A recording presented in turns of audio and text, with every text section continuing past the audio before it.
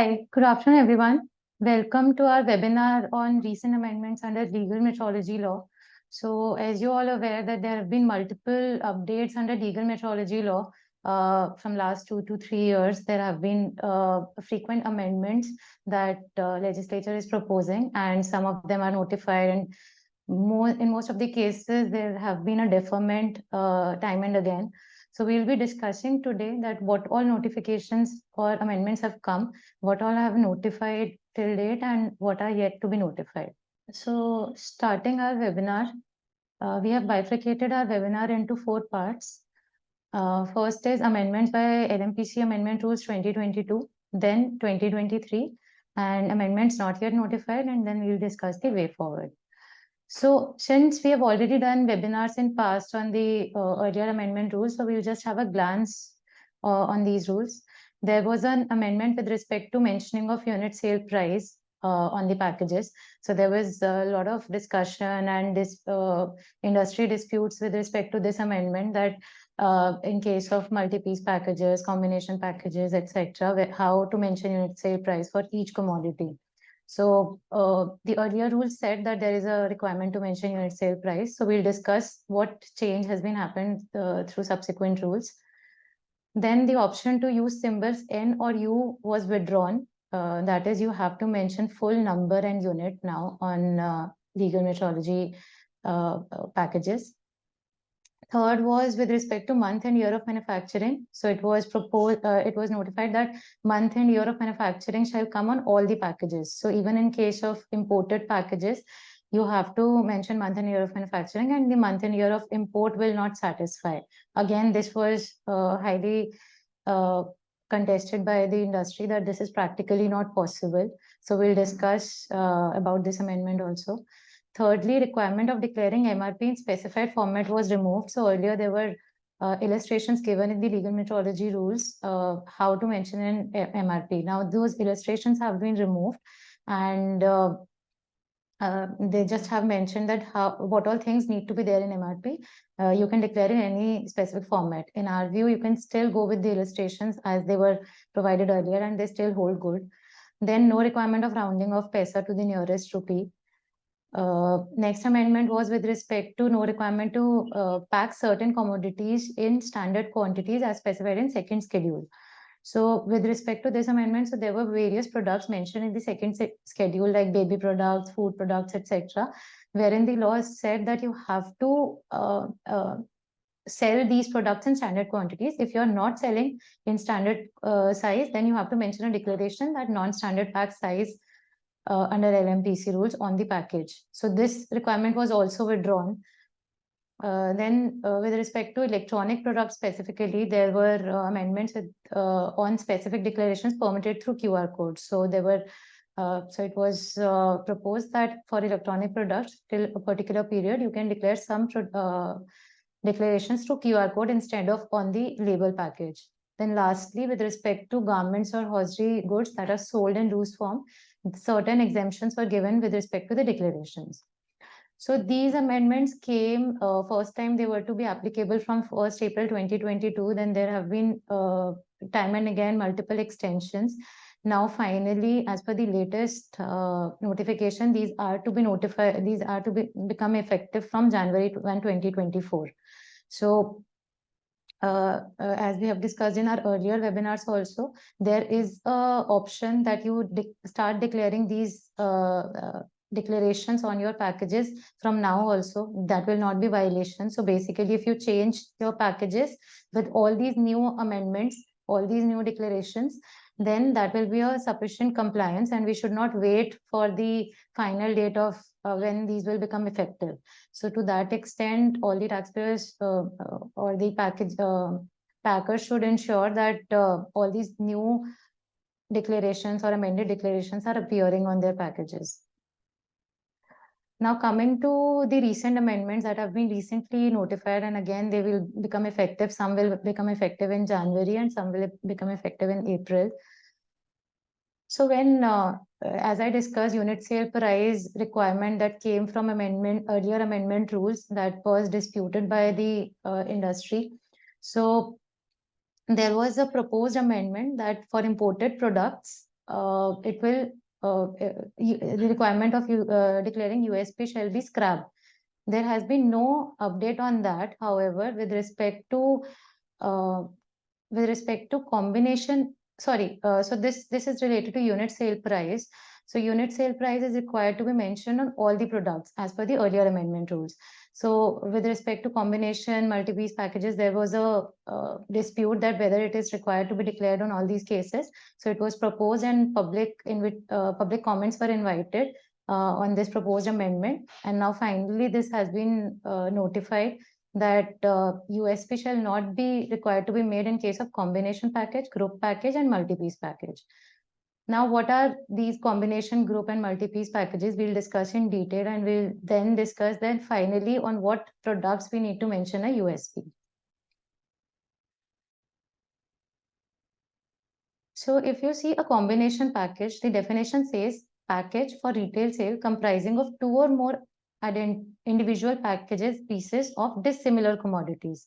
So basically a combination package is a package of two or more commodities with dissimilar commodities. So it should not be identical or similar commodities, dissimilar as in totally unrelated items. So if we see the illustrations, that has also been given in the notification. So if you're combining a plate, a spoon, a knife, a fork, etc., total unrelated items, not similar items.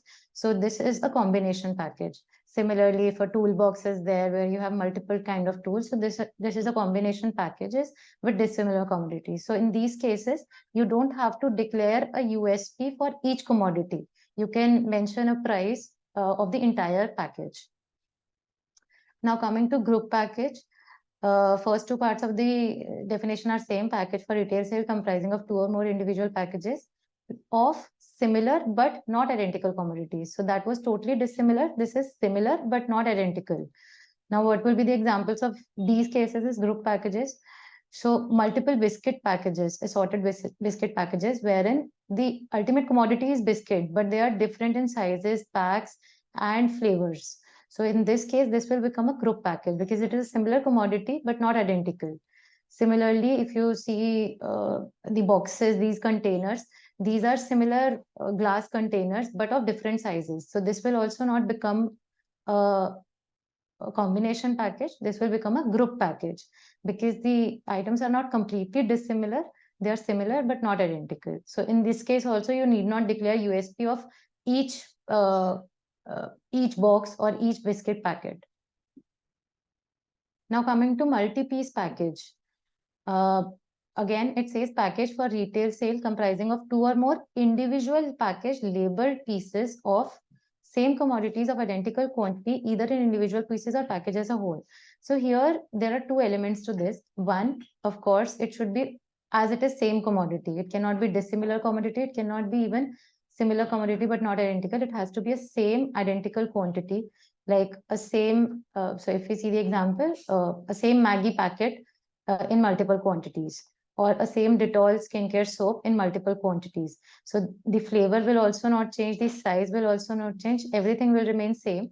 So in these cases also, you need not declare USP of each soap or each Maggi packet separately. One important point here to note is that when it says comprising of two or more individual package labels. So basically, since if you see in these cases, these packages, individually soap is also a packaged commodity. So if these are 6 soaps, so each individual soap is a packaged commodity. Each individual Maggi packet is a packaged commodity. So only when packaged commodities are combined in a package, then only this exemption will apply. If this soap was in loose form, or I would say unpacked form, in that case, if an unpacked form of soap is combined to make a package, then in that case, this exemption will not be available. In that case, you will have to mention the USP of each product. So basically, the total quantity, you will have to mention the USP of total quantity. And again, if we talk about 1 unit, so there is an exemption that if the package contains 1 unit, then you need not mention the USP. So if it's a bottle of 1 liter of Ruafza, say, so in that case, you need not mention USP, because in that case, USP will be equal to RSP. Because 1 liter Ruafza bottle would cost you 1,000 rupees, let's say. So the 1 liter is the quantity and 1 liter is a single unit. But let's suppose the quantity is 100 ml.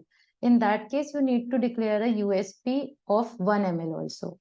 So that is there from the earlier law only. The exemption is only with respect to these labeled packages, multiple packages combined in a multi-piece package. Now coming to another set of amendment with respect to mentioning of month and year of manufacturing on all packages. So as I highlighted that the dispute with respect to this condition was that for imported packages, this month and year of manufacturing should not be mandatory. And in those cases, the restriction should be relaxed and they should allow month and year of import. However, they have not catered to that proposed amendment. With respect to electronic products, they have mentioned that month and year of manufacturing can be mentioned anywhere on the retail package. So it need not come on the MRP label. And similarly, for spare parts and accessories of all goods, they have mentioned that you can declare MRP on anywhere on the package. So this is basically to relax the requirements. So many people have this, or taxpayers have this issue of limited space on the label. So in that case, when the declarations increase, so there is a space issue. So that is why this relaxation has been given, that you can declare month and year of manufacturing anywhere on the package. So for electronic products and spare parts and accessories, this relaxation has been given. Then one more relaxation has been given with respect to spare parts and accessories if they are used for warranty repairs purposes and not sold to end consumers.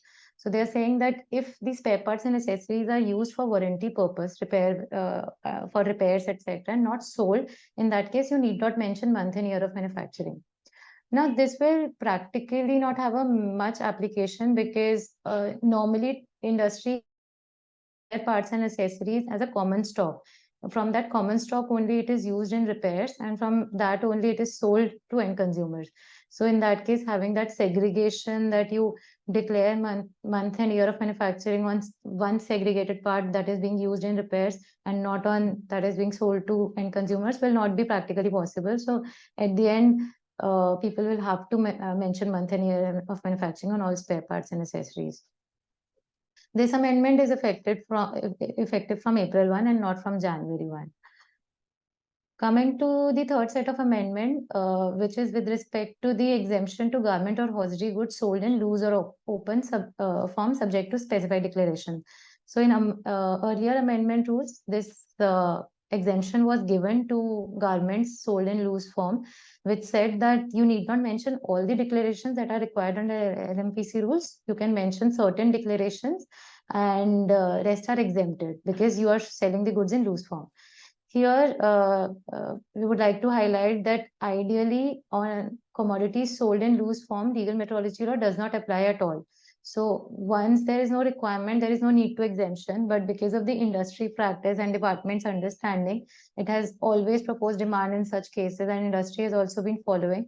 So in those cases, if people are following declarations in case of garment or hosiery goods sold in loose form, in those cases, they can they have this exemption that they can declare certain declarations only. Now, what amendment has been recently introduced with respect to this is, so in that case, there was this requirement when earlier amendment rules are provided. So there were 4 or 5 mandatory declarations you still need to mention, that is name and address of the manufacturer, country of origin, size, consumer care details, etc. So there it was proposed that the declaration of size, both in international standards or metric notation, should be done away with. So basically, the industry should have option to only declare in metric notation and need not declare in international. So earlier amendment required that you need to mention the sizes in both national and international sizes. Now it has been done away with that you have the option whether to declare in international recognizable sizes also or not. So now people can choose, they can only declare the details in metric notation, centimeter or meter, and they need not declare small, medium, large, XL, these declarations. So this is only for garments sold in loose forms. Again, this amendment is effective from January 1. Then there is last another amendment with respect to, again, loose items, not just garments or hosiery products, in general, all loose items sold through e-commerce channels. So this was also proposed, and public invitations were, public comments were invited, and this has also been now notified. So the amendment says that all the products that are sold in loose commodities through e-commerce channels, they can enjoy the exemption for declaring mandatory declarations. However, following 4 declarations need to be mentioned. One is name and address of manufacturer, importer, brand owner, marketer, along with country of origin of manufacturer. Then consumer care details, net quantity in terms of standard unit, MRP in Indian currency. So here I would just like to highlight one point, that when we talked about loose commodities in case of garments, there they have given similar exemption, and they require the mandatory requirements of manufacturer details, country of origin, consumer care, and MRP in Indian currency. There they did not mention net quantity as a mandatory declaration.